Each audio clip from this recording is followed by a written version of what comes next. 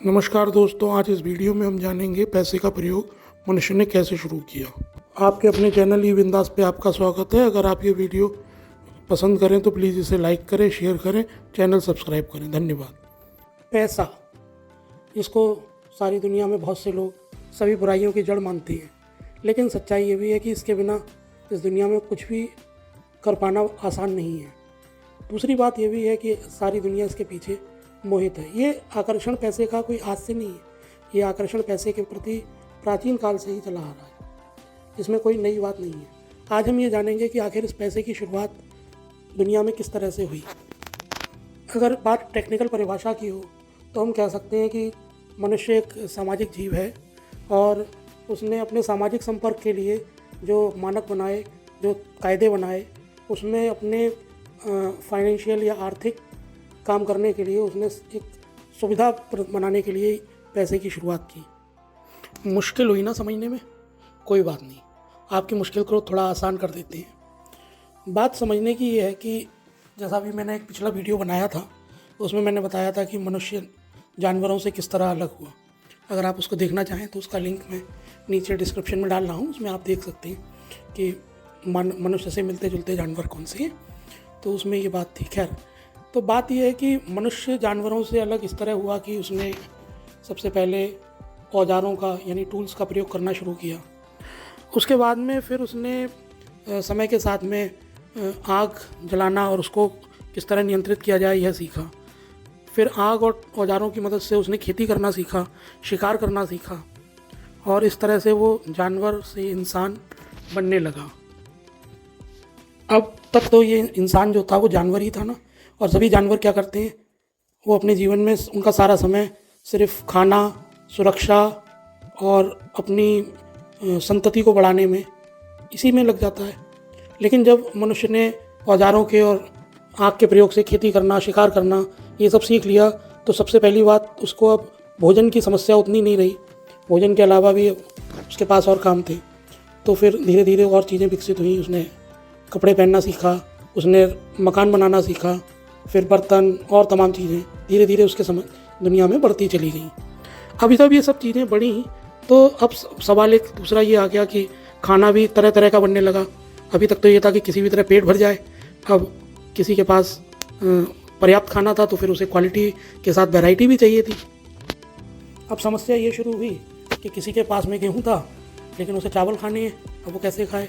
अब किसी के पास में खाना था तो उसे बर्तन चाहिए, वो बर्तन कैसे लाए, क्योंकि बर्तन बनाने वाले, औजार बनाने वाले, मकान बनाने वाले, ये सब भी तो अलग अलग स्पेशलाइज्ड लोग हो गए ना। इसी तरह गेहूं पैदा करने वाले, मछली पकड़ने वाले, शिकार करने वाले, ये भी सब स्पेशलाइज हो गए। तो एक बहुत बड़ी समस्या क्रिएट हो गई कि यार मेरे पास गेहूं है, मुझे चावल कैसे मिले, मेरे पास औजार हैं तो मुझे खाना कैसे मिले, मेरे पास खाना है तो मुझे कपड़े कैसे मिले। तो इसके लिए फिर सबसे पहले शुरुआत हुई वस्तु विनिमय की, यानी चीज़ों का एक दूसरे को आदान प्रदान। तो उसमें क्या होता था कि कोई आदमी पे गेहूँ है तो लो भाई मेरा इतना गेहूँ ले लो और मुझे कपड़े दे दो, या किसी के पास औजार हैं तो उसने औजार दे दिए और उसकी एवज में उसने खाना खरीद लिया। आप देखें हिंदुस्तान में अभी भी कुछ जगह गाँव में इसका एक रूप प्रचलित है।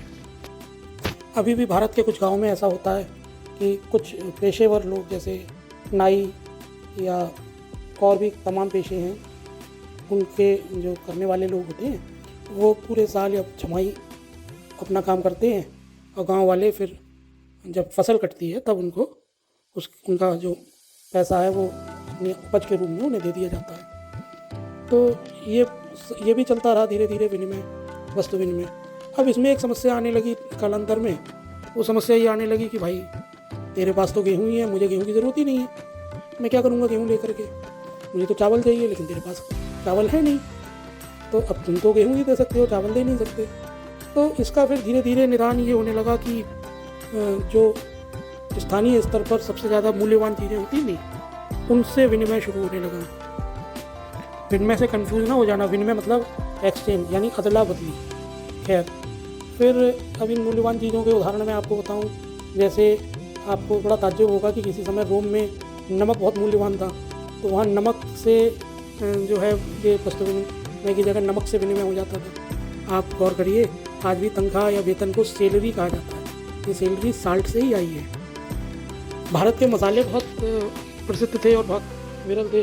आपको जान के ताज्जुब होगा कि काली मिर्च अपने आप में बहुत बड़ा एक ये विनिमय के लिए उपयोग होती थी। इसके अलावा कुछ समुद्री के नज़दीक के देश जैसे फिजी है, वहाँ व्हेल के दांतों का प्रयोग किया जाता था। दक्षिणी अमेरिका के कुछ जगहों पर तम्बाकू का प्रयोग किया जाता था। तो इन सबसे वस्तु विनिमय होता, इन सबसे विनिमय या आदान प्रदान करके लोग अपना काम चलाते रहे। कुछ जगहों पर जो ज़मीन से पत्थर निकलते हैं रंग बिरंगे, उनसे भी विनिमय किया जाता था।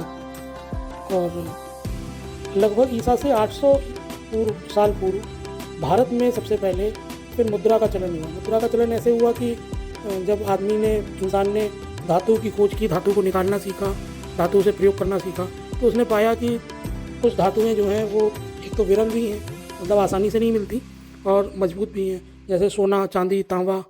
तो इनके उसने सिक्के बनाना शुरू किए और इन सिक्कों से फिर एक्सचेंज शुरू हुआ।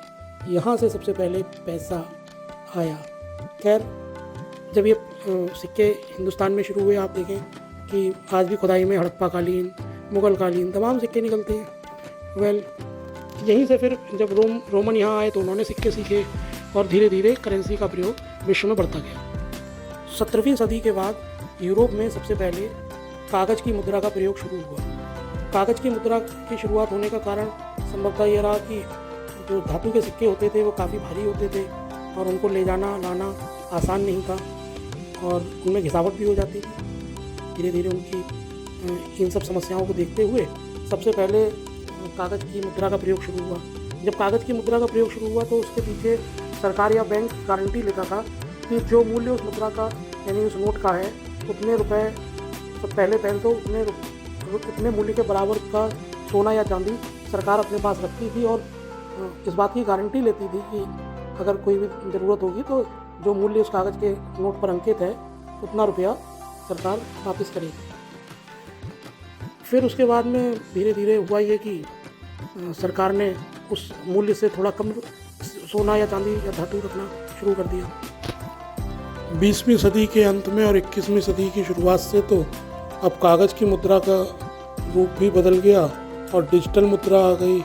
चाहे उसको आप UPI पे से पेमेंट कहें, क्रेडिट कार्ड, डेबिट कार्ड कहें, या अब एक नई चीज़ आ गई है बिटकॉइन। ये सब नए नए तरीके हैं मुद्रा के। खैर, तो इस तरह आपने समझा कि पैसे ने अपनी विकास यात्रा या मुद्रा की विकास यात्रा किस तरह से शुरू हुई और अब कहाँ तक आ गई है और किस तरह से मानव ने पैसे का प्रयोग करना कैसे शुरू किया। अगर आप यह वीडियो फेसबुक पर देख रहे हो तो प्लीज़ मेरे पेज को लाइक करें। अगर आप ये वीडियो यूट्यूब पर देख रहे हैं तो प्लीज़ मेरे चैनल को सब्सक्राइब कर दें और जो बेल आइकॉन का बटन है उसको प्रेस कर दें ताकि मेरे सभी नए वीडियो आपके पास लगातार पहुंचते रहें। अगर आपको ये वीडियो अच्छा लगा हो तो प्लीज़ इसको अपने फ्रेंड्स पे शेयर करें और मेरे वीडियो को लाइक करें। धन्यवाद।